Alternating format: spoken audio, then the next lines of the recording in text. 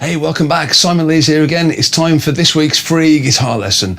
I hope you've been enjoying them. I'm going to talk today about something that I used to do when I was on stage with a couple of different bands I was in. It's pretty cheesy, I suppose. There's a section in the gig where the lead singer goes, "Mr. Simon Lees on lead guitar," or whoever, and the rest of the band go off to have a drink, and then I'm just there on stage doing a bit of a guitar solo.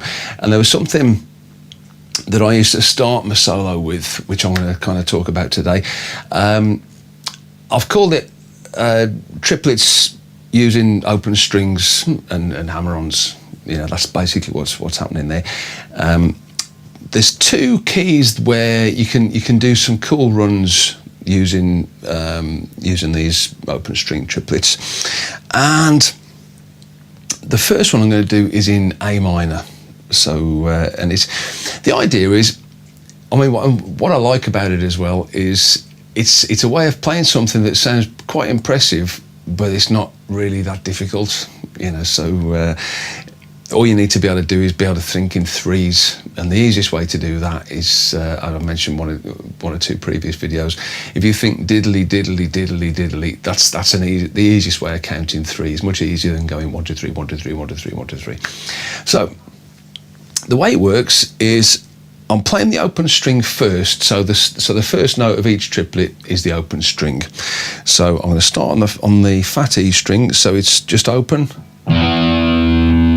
And then I'm going to hammer on to 3 and then 5. So I'm using my first finger for the 3 and my third finger for the 5. So you're going to get this. Then I'm going to do exactly the same on the A string. So you put that together, so you got. And then I'm going to stay on the A string, but I'm moving it up to 5 and 7. So my first finger's going to hammer on the 5 and my third finger's going to hammer on the 7. Then I'm going to stay on those frets but just move down to the D string. So I'm going to do the same thing on the D string, so 0 5 7. Okay, so that's the first 4 bits. So if I stick those together, so it's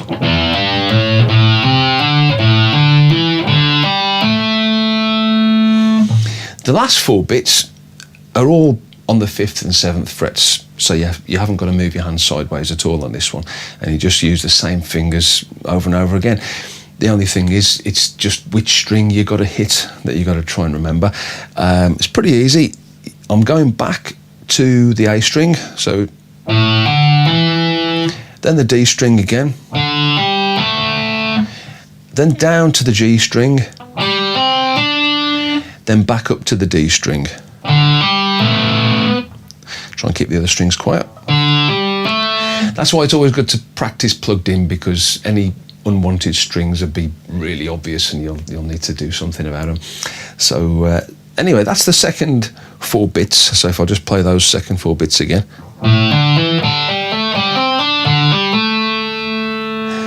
What I'm doing, just to try and get rid of the strings below the ones I'm playing, I'm using my spare third finger again, as I've used it before.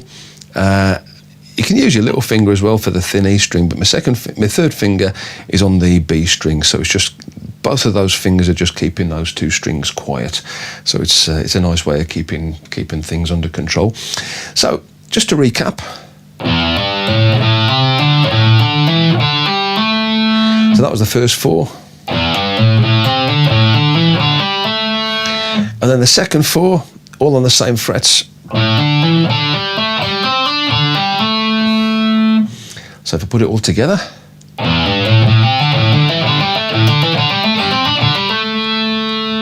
Now this is one of these things you can repeat over and over again, and once you've got it smoothly, I mean, always practice slowly to start with and try and get it so that every single note is the same length.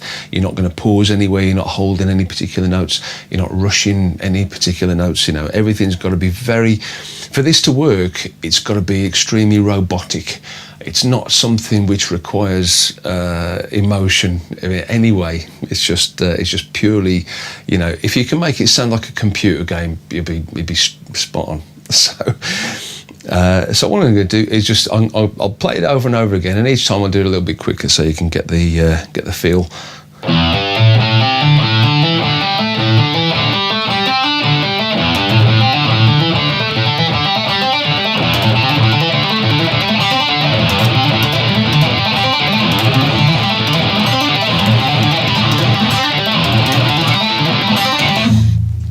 Drive yourself mad in the end.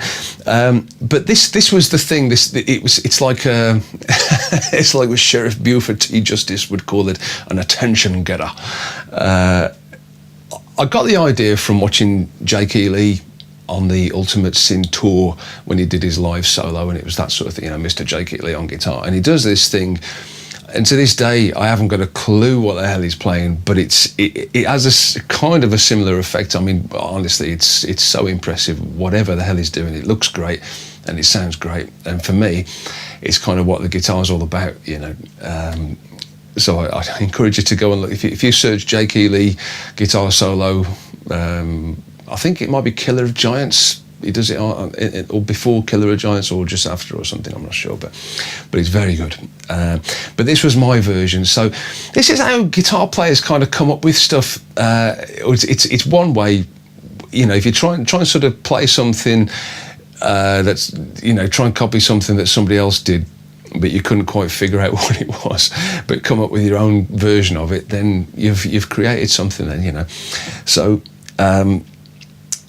there's a little bit more to it, on my version anyway. I used to do this a few times, and then I did a thing coming back down the scale using pull-offs. When I'm on the 5th and the 7th frets, the notes I'm using are from the traditional pentatonic scale pattern, which is...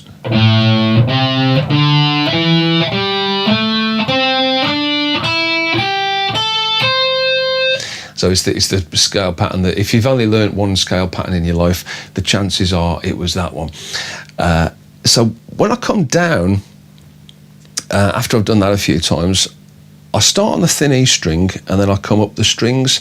So I'm going to put my fingers on 5 and 8, pick the string and then pull off one at a time. So it's 8-5-0. Exactly the same on the B string, and then 7-5-0 on the G, because that's how the scale pattern goes, and then same on the D string, 7-5-0. So it's, and then the second 4, because again there's 2 lots of 4 in this pattern. I'm repeating the last 2 strings I played, so it's 7-5-0 on the G, same on the D, and then, now which way I'm going to do it? Yeah, down to the 5th and the 3rd frets on the A string, so it's going to be 5-3-0. So you put your 2 fingers on to start with, and then just pull them off one at a time. And then same on the fat E string. So coming down all together.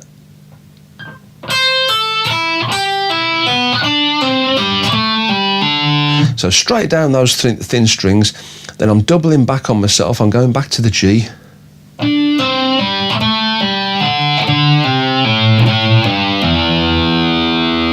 So again, when you put it together,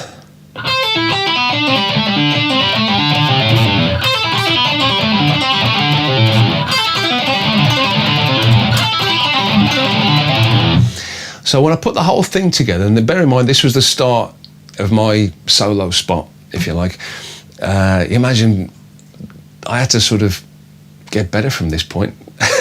So yeah, it was kind of frantic, but it was never more than about 2 or maybe 3 minutes at the most. I'm not into massive guitar solos, despite what you've seen on my backing track videos.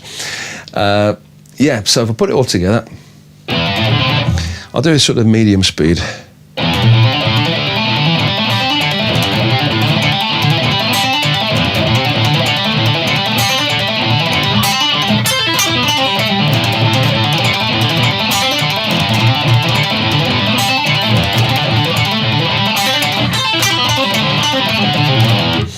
So there's a couple of different endings I did there. So I mean that first ending I did, I only did the first four parts of the descent, but that middle, that bit where you just use the 5th and the 7th frets is great.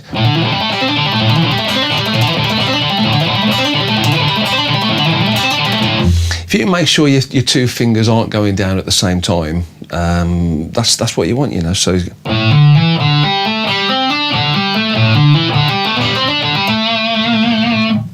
now then, the other key where you can use this without doing too much mucking about is E minor.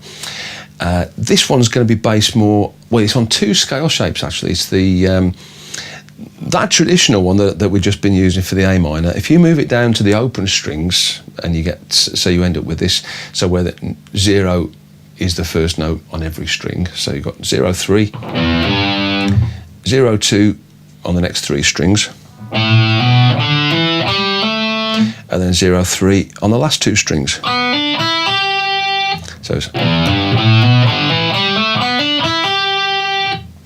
now I'm combining that scale pattern with the next one in the sequence, and the next one goes like this. So it's 3, 5, 2, 5, 2, 5, 2, 4, 3, 5, 3, 5. Ooh.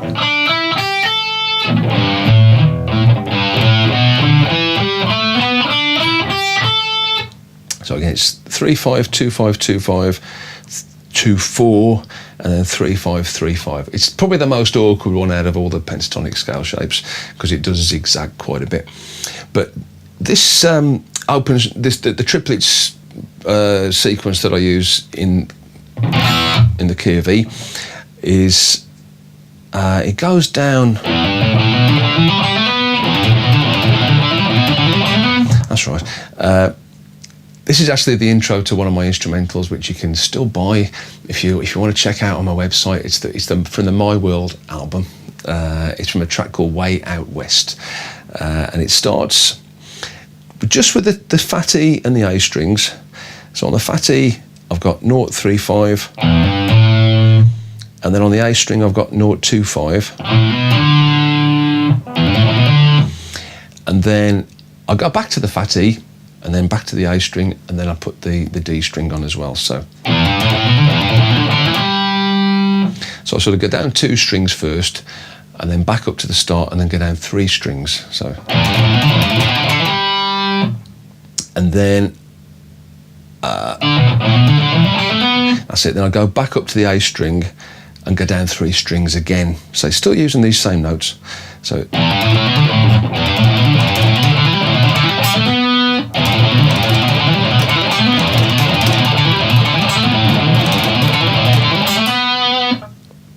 When I come in at the end, again, when I've done this 3 times, I then go to the thin E string, play the high notes, but coming backwards. So I'm using pull-offs instead of hammer-ons. So that's quite straightforward. It's just on the thin E, you've got 5. Put your 2 fingers on first, and then it's 5, 3, 0. So you only pick the 5. Use your fingers to pull off the rest of the notes.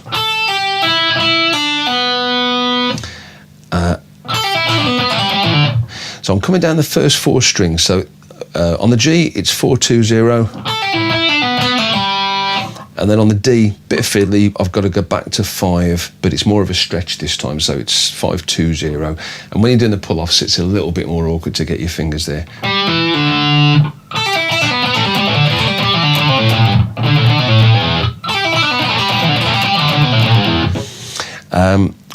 Again, it's in 2 4s, so the second lot of 4 is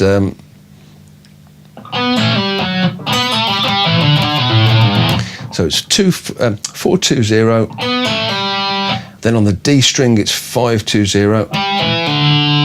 Then on the A string, it's a little bit easier. Oh, no, it's still stretchy on the A string, so it's 5-2-0 again. And then on the fat E string, it's 5-3-0, so that's a little bit less stretchy.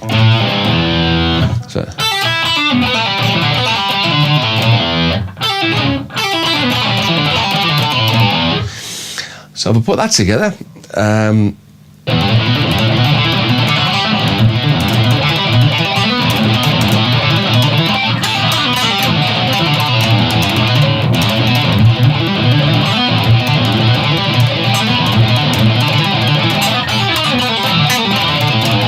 that kind of thing. I'll do it a little bit slower.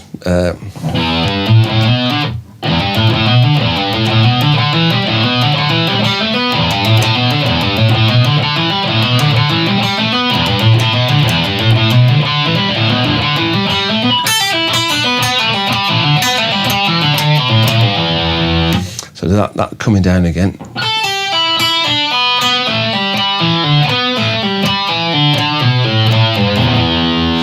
So when you need to choose between using your little finger or your third finger. I quite often use my little finger when I'm down this end of the neck because the frets are a little bit further apart. I find it easy to get my little finger in there. I can also, I don't know, I seem to be able to get a bit more leverage, so it's a little bit easier to get the pull off, get a bit more volume from the pull off, you know.